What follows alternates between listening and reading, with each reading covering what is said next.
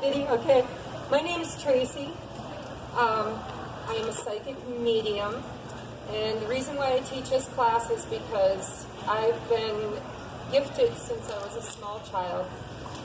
Back then, nobody readily accepted it. It was kind of a journey of, people thinking you're weird and all that stuff.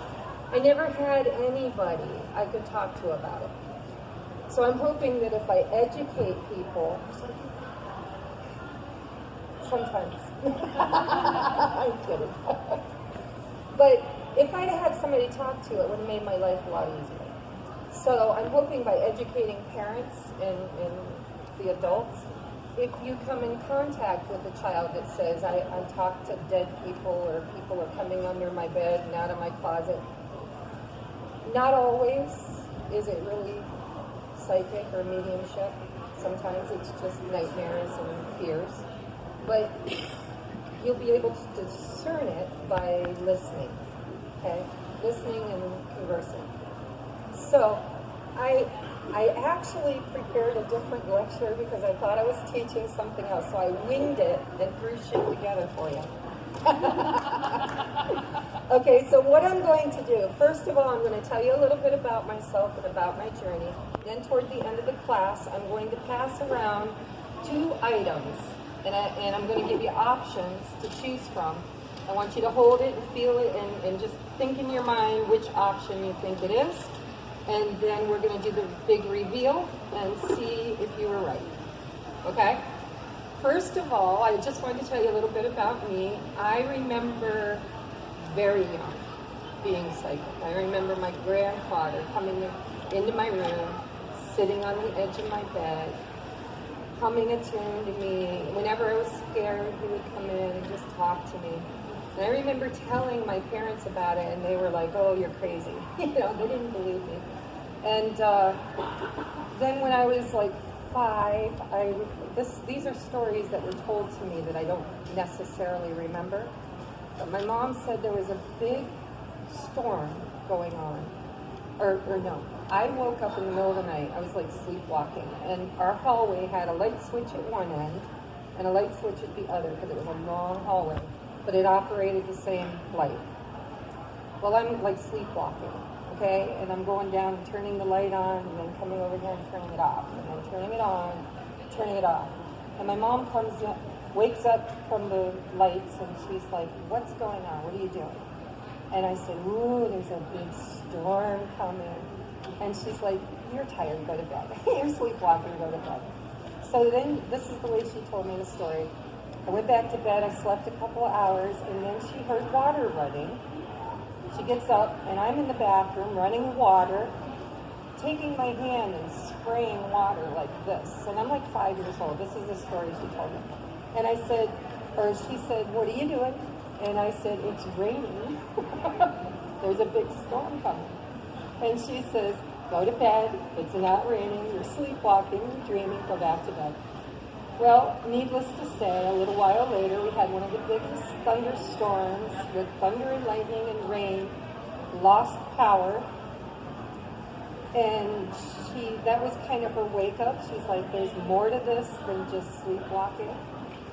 And so then that was kind of like the first time that she remembered telling me this, when she had her aha moment, that it might be more than that. But growing up, I always knew stuff. I always knew, like I would dream if somebody in the family was going to die, I'd dream about it.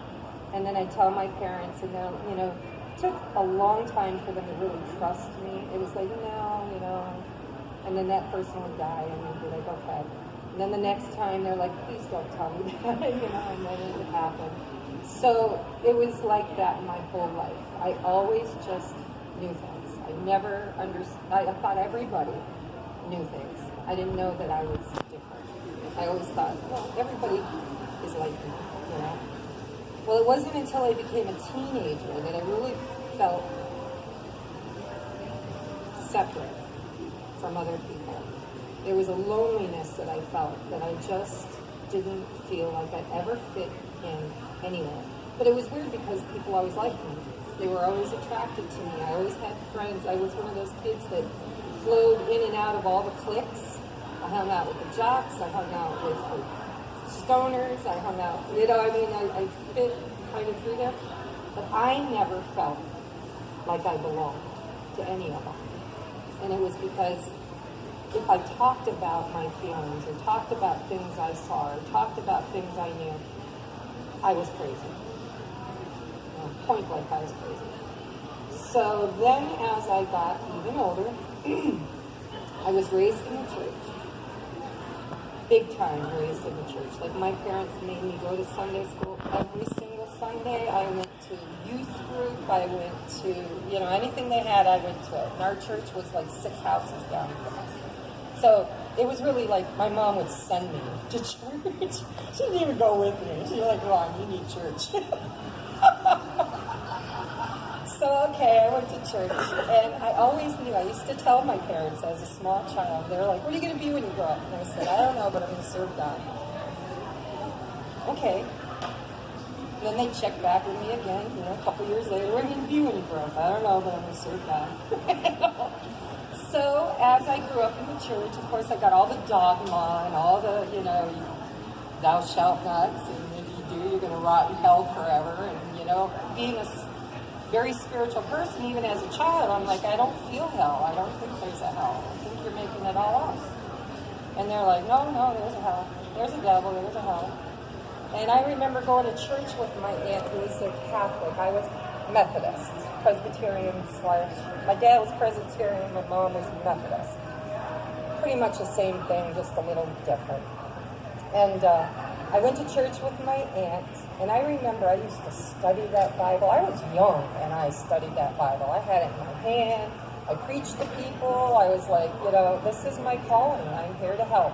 What do you need, I never understood it. I just never understood the call to service, but I knew I had one. So, as I got older,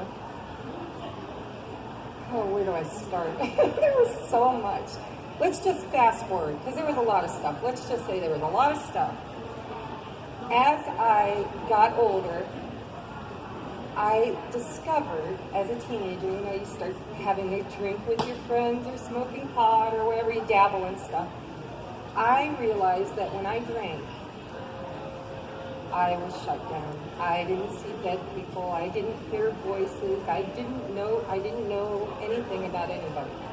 And it was nice because as a kid, I remember, like our church did the morning greeting where everybody would get up and walk around and shake hands or hug or whatever and say good morning, God be with you, yes, God be with you too. And then we'd go back to our seats and start the service. I hated it.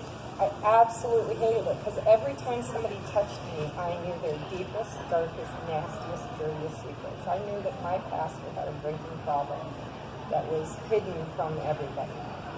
And I didn't like it. So then I had a hard time with church. I'm like, all right, I don't want to go to church because I don't feel comfortable with these people touching me. And it was kind of a requirement. It's like you stand up, you walk around the church, you shake hands, you say good morning to everybody. Well, when they touched me, I knew things and I didn't like it. So for a while there, I thought, this is my new thing. I'm just going to stay drunk all the time. I don't feel anything. And I did for a long time. I quit drinking 24 years ago, and I'm 52. You do the math. Okay? I started drinking when I was 15. So I drank for a long time. And it was, I went through the whole brokenness thing, questioning my religion, questioning my calling, what am I here for? And then I accidentally stumbled across in the Bible where it says, if you're a medium, it's punishable by death without resurrection. And it's an abomination to God. And I'm like, now wait a minute, I didn't ask for this. I did not. I didn't do any magic hoodoo. I didn't sit down and manifest it. I didn't ask for it. I didn't cast spells. I didn't want it. So I'm like, all right, so now I'm condemned for something I didn't even ask for? How does that work? What did I do? I drank more. I'm like, oh, okay, never mind. I almost got there, Now I'm like, no, I'm not accepted. I'm not loved. I'm not worthy. Death without resurrection. I'm like, well, fudge that. Not me, Jack. So, fast forward, I mean, it was like when I was, I want to say like 32, was when I had quit drinking, I got my life together, I was moving on, doing good stuff. And my husband and I decided we wanted kids. We tried to have kids, couldn't have kids, so we adopted. And we adopted a sibling group of 3 boys. They were 2, 4, and 6. Well, I'm still, now that I quit drinking, I'm still seeing dead people. I'm still getting messages, but I'm kind of like just ignoring it. I'm like, yeah, whatever, go away. 3rd grade, my youngest, who was 2 when we got him, when he was in 3rd grade, his teacher was one of my best friends growing up. And she knew about my gifts because we would play together, and I'd be like, oh, look, there's your grandpa. And she's like, huh? Yeah, right there. And I'd describe him, tell her, he says this, he says that. So she believed because she was a kid, and kids believe. You know, little kids believe. They're not tainted yet. So anyhow, she's his teacher, and she assigned a writing journal for the whole year. And she was kind of tricky. She wanted to know what was going on in the kids' lives without asking them forthright. So the assignment was she would ask a question, they would answer it, they had to use capitals and commas, and it was a writing assignment, and then they had to draw a picture. Well, she calls me and she says, I'm really concerned. And I said, why? And she says, Taylor's journal's got some weird stuff in it. And she says, can I send it home for you to look at? And I said, yeah, but you got me worried. Because we adopted, and I knew that they were broken. I knew they had been abused and neglected and gone through stuff. So I'm really worried. I'm like, what do you mean? You know? She says, well, you know how you've always been kind of different? And I said, yeah. And she says, I think your son is too. And I said, really? I mean, this is like new to me, and I'm supposed to be the psychic, right? So I'm like, okay. So she sends the journal home, and most of it was benign stuff. It was like, what's your favorite color? Where do you like to go on vacation? What's your favorite thing to do in the summertime when you're off of school? That kind of stuff. But she would throw in stuff to try and get an idea, read on how is a home life. So she asked him, what's your biggest fear? He drew orbs with faces and him laying like a stick figure in the bed. His biggest fear is the dot people that come to talk to his mom, and she sends them away so they keep him up all night. So that was my 2x4 upside the head. That was Spirit saying, listen, if you don't control your gift, it's going to affect him because he doesn't even know he has a gift yet. So I went on this big, long, I don't know if you're familiar with tarot, but I always call it my hermit mode. Okay, I went within, and I started praying, and I started asking, and I hit my knees hard, because I'm still Christian, right? I'm like, oh, boom, where do you go? To your knees. Okay, what do I do? How do I do it? What do I need to do? Why am I here? What is this? Took me probably 3 years. I found a friend, mutual common friend between me and Laura, who's videotaping. Hi, Laura. Her name's Sherry. She had a metaphysical store in the harbor in Ashtabula. I didn't know what metaphysical was. I didn't know what crystals were. I didn't know what, I mean, I had seen tarot, but to me it was like devil. Devil. Don't come near me with that crap. You'll burn in hell. So it took a while, but she opened me up slowly, which is funny because if anybody there, most people here know Sherry, she don't do anything slowly. It's like bam in your face. But she did. She told me, you're very intuitive, you know, you need to do this, that, and the other thing. She taught me about crystals. And then she used to have these mini psychic fairs. And she kept saying, why don't you read for me? Why don't you read for me? You know, you can make some money. And I'm like, no, I'll burn it. Not doing it, you know. So I was going to her store just to learn things. And my prayer was, God, I know I'm going to go into some dark corners, and I'm going to need you to go with me because I have to see what's there. I have to. So my prayer was, protect me from, let me know. It was, let me know if I don't belong there. I'll feel it, and I'll go. So that's how I gauged my journey was, do I feel like this resonates with me? Is this something that I should pay attention to? Or is it horse crap? Pardon my French, I've raised 4 boys. But yeah, it's like, it was a journey. It took a long time. It took me about 8 years total to really step into my power.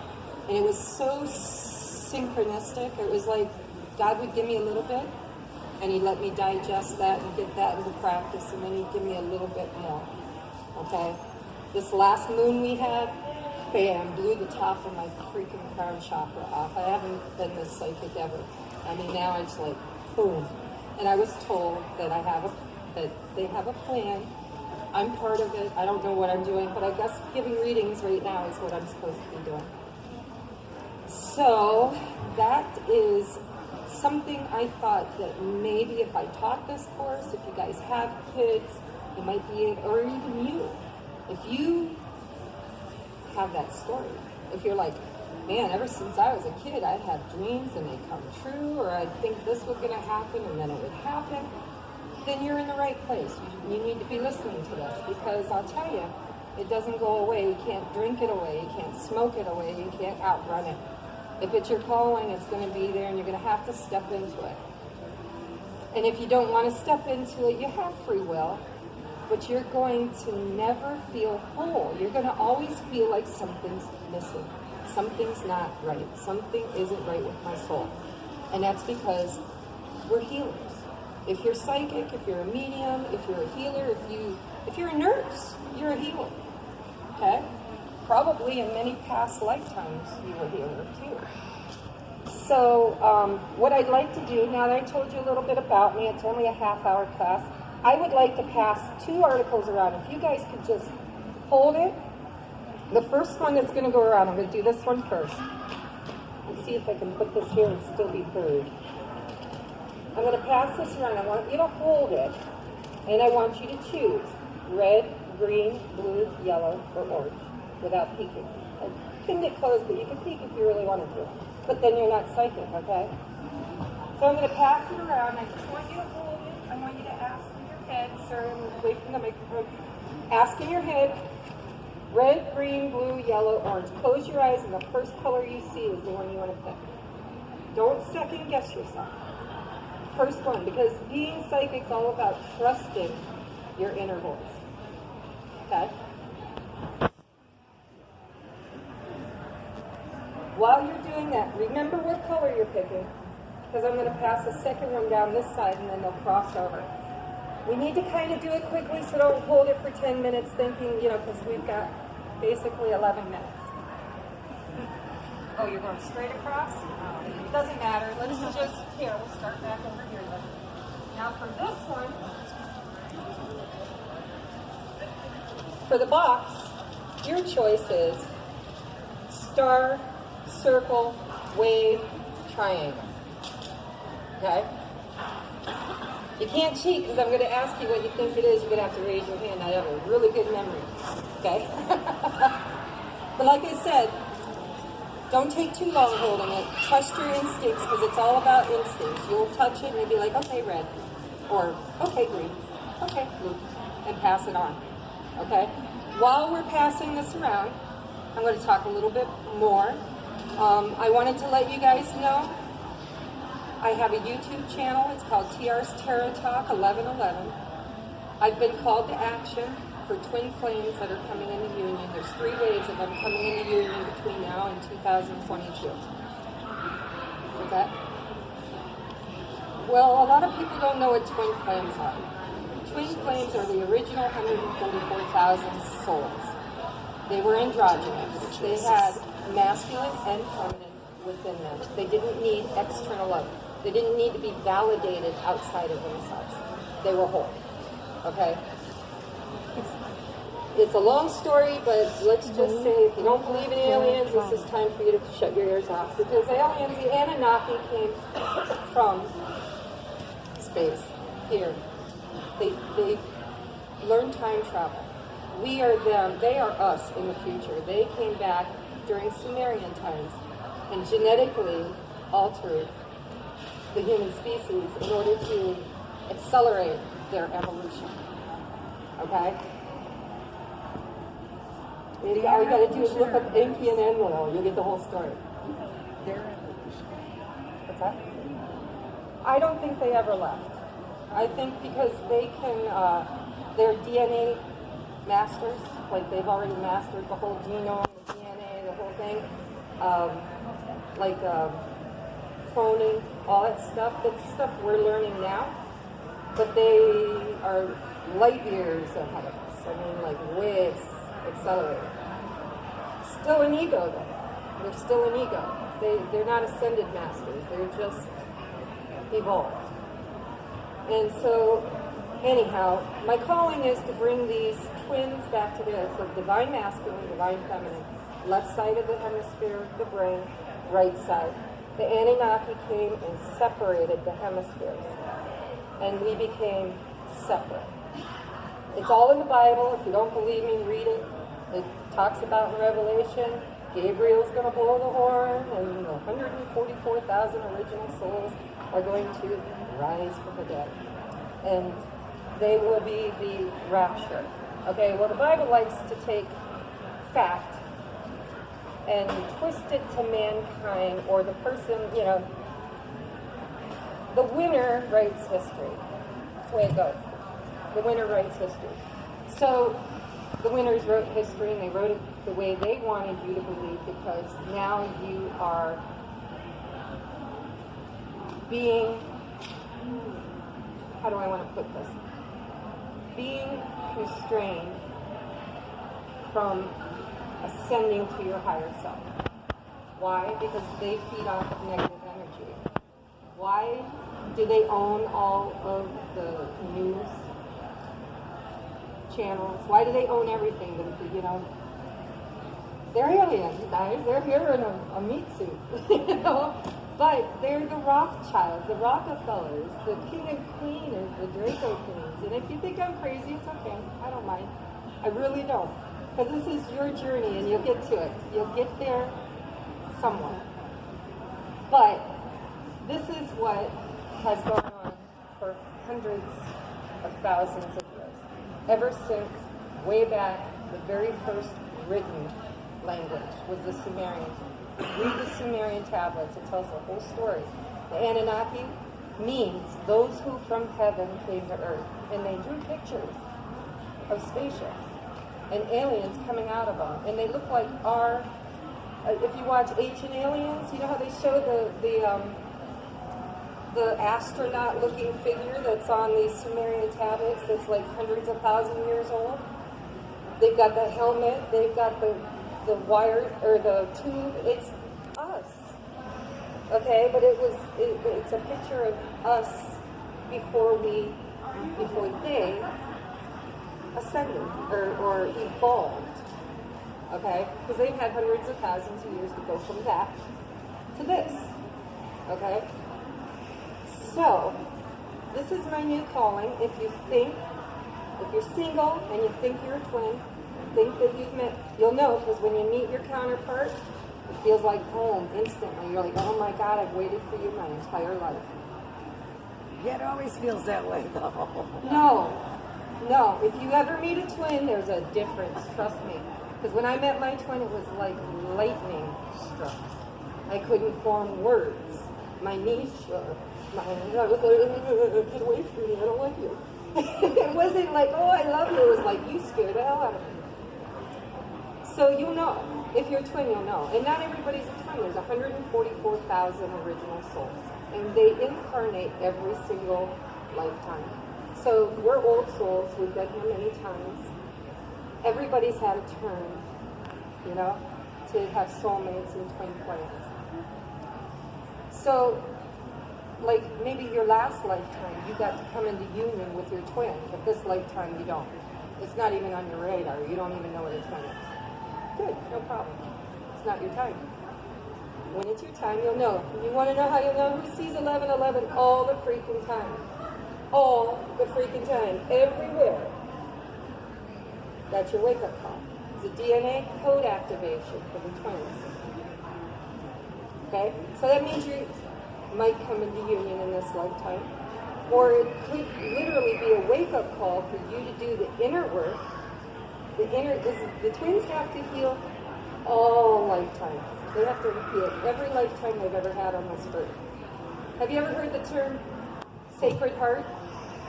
Heart with wings? You ever hear the Egyptian story about the underworld going across the river Styx, communing with the Council of 12? You come back, you got to meet Anubis. Anubis, the dog god. He weighs your soul. It has to be as light as a feather. It has to be a heart with wings. And what that means is all your brokenness, all your karma, all the shit that you've done to other people and other people have done to you, you have to clear. And you have to heal it, and you have to have a soul as light as a feather and a heart with wings. Or it'll never get off the ground. And then you'll reincarnate again, and you keep trying till you get it right. Well, I was told that between now and 2022, so if you're seeing 222, who's seeing 222? You'll come into union before 2022 if you haven't already. Because it's your wake-up call. Where are it's you your wake-up seeing call. the numbers? Like just popping up in your mind, or you mean like on the wall? For me, I see them everywhere. Everywhere. Like it's like Floating crazy. Crazy. How, I mean, it's crazy. Like, I pulled up behind, well, those are different stages. Fours is about union. Okay, in the tarot, you got the Four of Wands, which is the 1111. Okay? So when I do tarot spreads, I specifically set my intentions that if this person's a twin and I need to know it to help them get their shit together, I need the Four of Wands to show up in like a 5-card spread. You got 79, 70 some odd cards. If you get the Four of Wands within the first 5 cards, that's my sign from Spirit. I need to talk to you.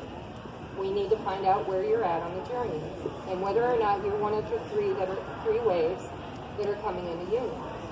They're the light workers. They're the indigo children. They're the,